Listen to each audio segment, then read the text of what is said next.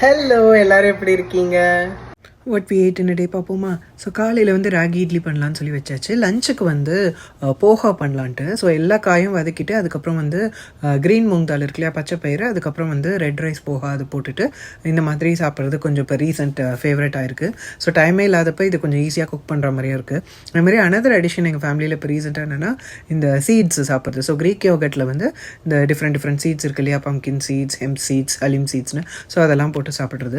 வித்யூத் லஞ்சுக்கு வந்து நான் வந்து பீட்ரூட் ராகிலாம் போட்டு மஃபின்ஸ் பண்ணியிருந்தேன். ஸோ அதுதான் லஞ்சுக்கு. அதுக்கப்புறம் ஸ்நாக்குக்கு வந்து கிரேப்ஸ் வந்து பேக் பண்ணியாச்சு. ஸோ ராம்க்கு வந்து லஞ்ச் வந்து அது கூடவே ஒரு ரைத்தாவும் வந்து ஆட் ஆன் பண்ணிட்டேன். So Greek yoghurt, seeds, raita, அப்புறம் ராம்க்கு ஒரு மஃபின் பேக் பண்ணியிருந்தேன். ஸோ காலையிலேக்கு வந்து ராகி இட்லி ஃபுல்லாக ரெடி ஆகிடுச்சு.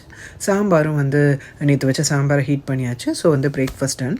ஸோ டின்னருக்கு பார்த்தீங்கன்னா வந்து சிம்பிளாக வந்து தோசை பண்ணி சாப்பிட்டாச்சு.